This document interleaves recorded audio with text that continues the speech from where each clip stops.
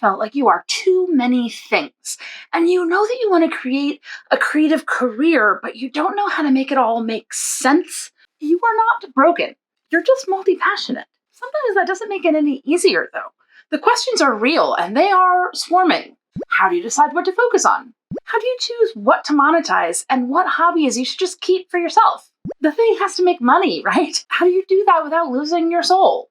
How do you not get completely overwhelmed by all of the projects you could make and all the stuff you want to build someday? And maybe most crucially, how the hell do you explain what you do when some random person asks in an elevator? I don't know who needs to hear this, but you can build a creative business that keeps evolving as your interests do, a cohesive brand that actually feels like you, and a lifestyle that gives you joy. It is possible, and while I definitely do not have this completely figured out, we can work on it together. If we're just meeting, I'm Janelle.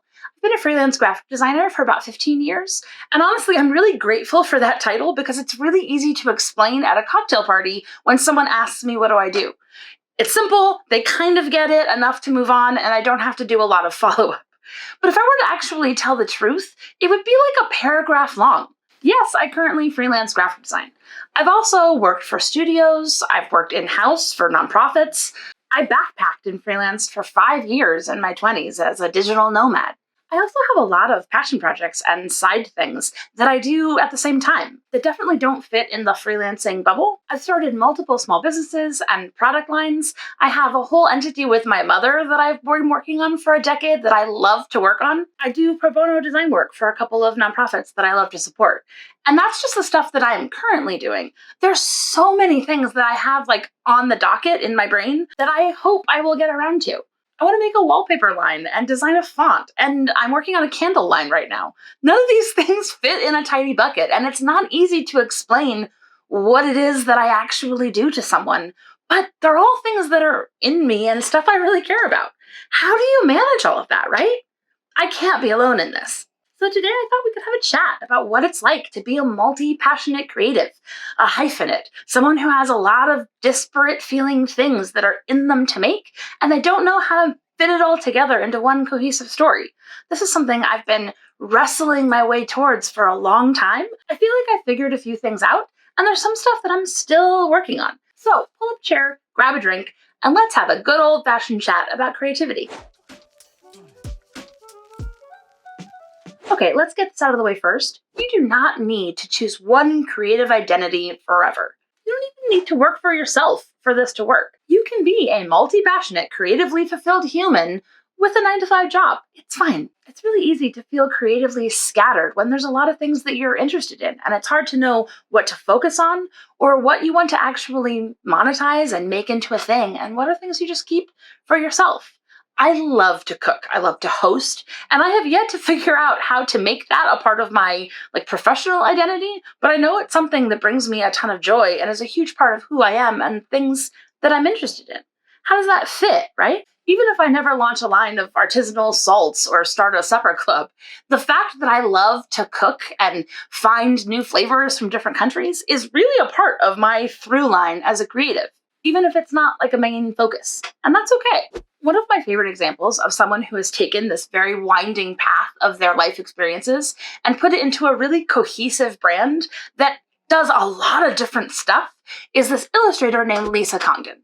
I've been a fangirl of hers for decades now, but I love her story because she didn't do anything creative at all until she was over 40. And even then, if you look at where she is now with the sort of online empire of all of these different products and services and things that she's done, you would barely recognize it from where she started. She started doing some hand lettering and little art projects and illustration and documenting collections because she loved to collect things. That turned into a year-long challenge on Instagram. She built up a bit of a following. She started doing some commission work, and then it kind of snowballed. What I love about her work is that she has done children's book illustration, but also business books for creatives. She does online classes and lectures. She speaks at events. She does giant murals and environmental design. She licenses out her illustration on a ton of products, but then she also makes her own products in-house. She has a physical boutique in Oregon that looks like a blast to visit. and also ships products all over the world. She does coloring books and merchandise, but also advocacy work and protest art. She's in a ton of different sectors doing a lot of different projects and probably a lot more that I don't even know about. But all of her work feels really consistent because it is really clear who she is. She has a really strong visual voice. You can recognize her work even if it's in a ton of different stuff. And anything that she puts her hand on feels really congruent to who she is, because she's clearly spent a lot of time thinking about who she is as a creative. So it doesn't really matter if she's designing like a sticker sheet or a protest poster, it all feels true to her. And that to me is the end goal. That's what I think all of us should be striving for. How do I get really zoned in on who I am as a person, what my through lines are, my narrative story that I want to put on all of the things that I make? And then how do I start tackling those projects one by one over time so I don't feel completely overwhelmed by all of the things that are in me to make? So I think the first step is a bit of a therapy session. What lifestyle do you actually want?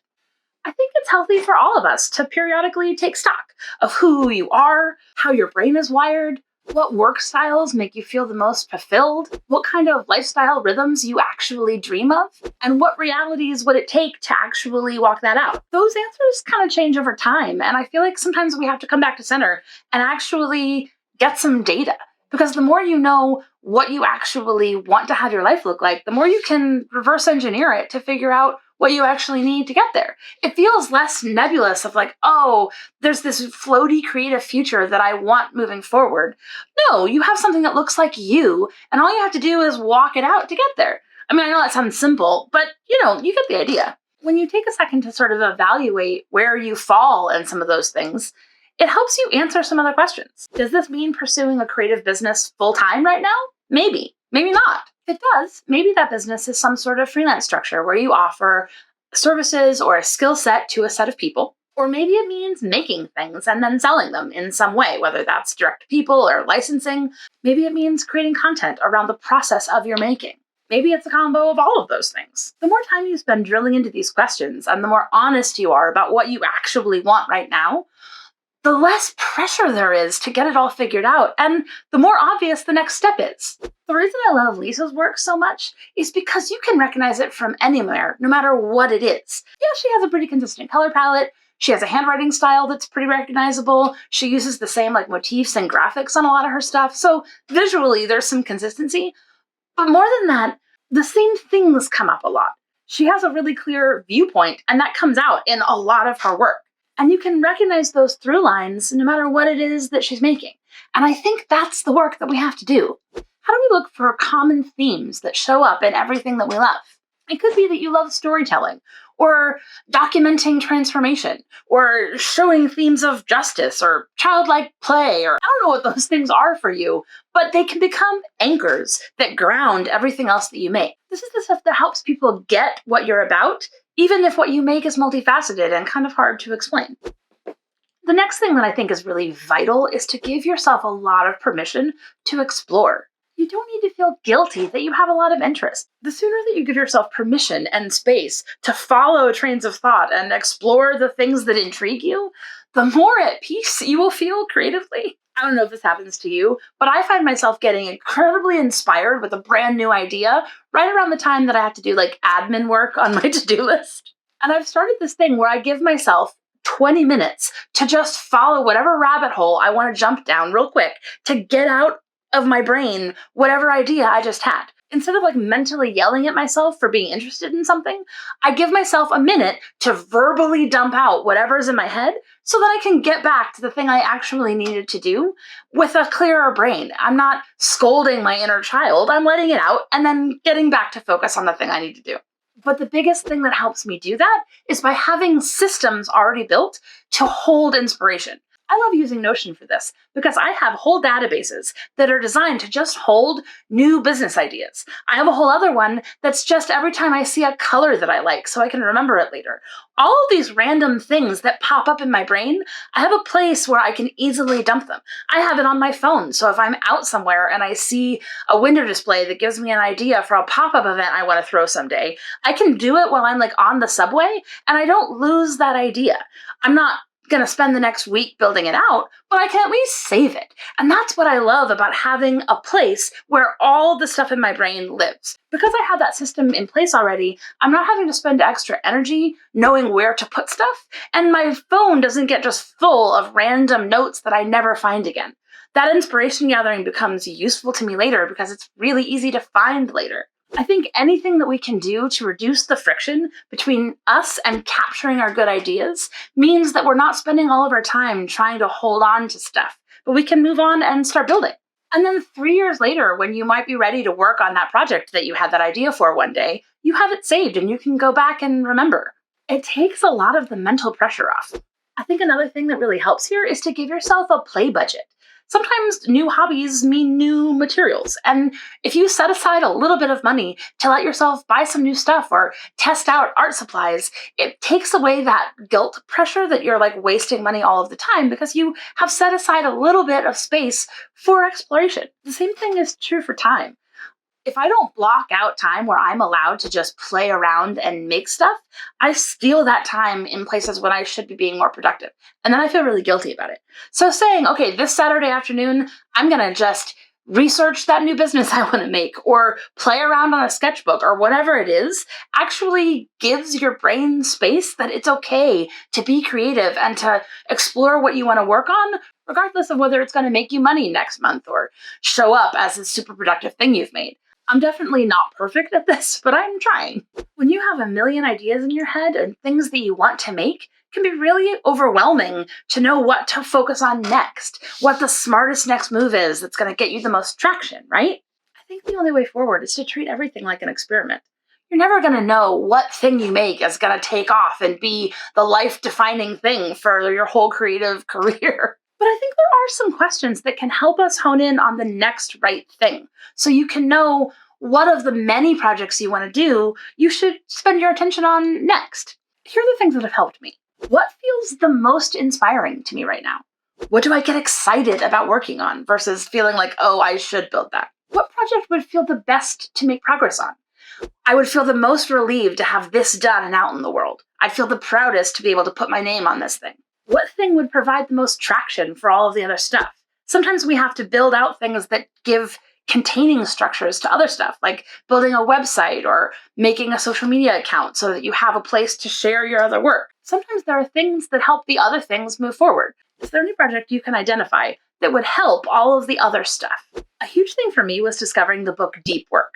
The idea is that a lot of the things that we have to get done fill up our mental space and kind of keep the ball rolling, but don't actually give significant movement on the things that we really want to make. You can spend all of your time having meetings and answering emails, but you're not actually producing the stuff that's in you.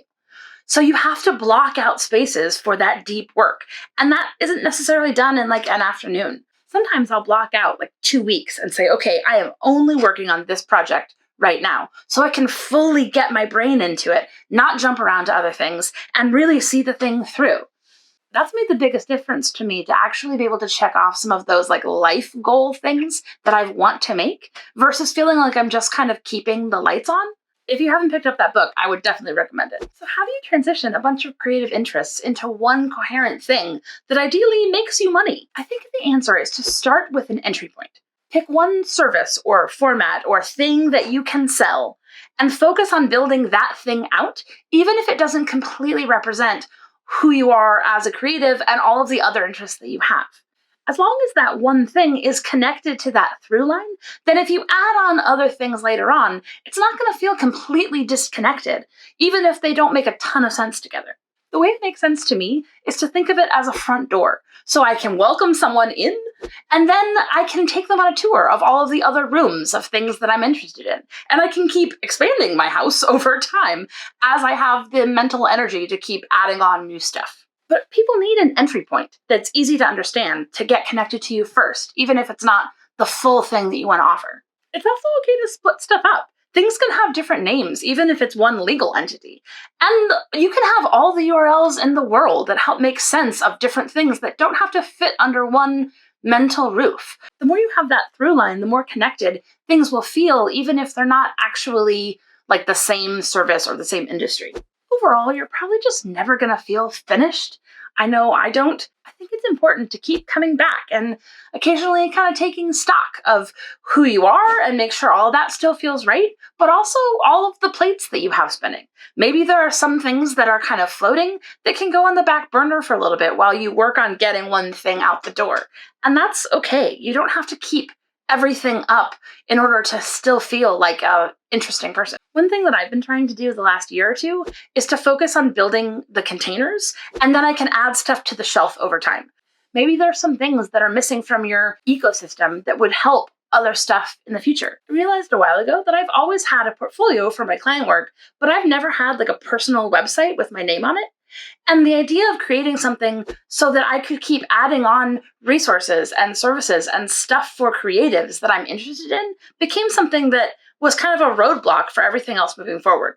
I couldn't make guides and templates and stuff that I want to offer for other freelancers because I had nowhere to put them. So that became kind of the first priority. And then once I had that, now I can start building out other stuff. I'm having a ton of fun right now. I'm building a Skillshare class and making templates and building resources and stuff that I've had on my mental to-do list for literal years. It feels good to know that every time I make a new thing, I have a place where it can go. So if you don't have a containing structure, that might be a place you want to work on. One of my next tasks is that it's time to update my portfolio. I just did a video talking about that process and how I'm going about rebuilding my portfolio. So if that's something that you also need help with, go watch that one next and we can work on it together. I would love to hear if any of this resonated with you and we can cheer each other on. See you next time.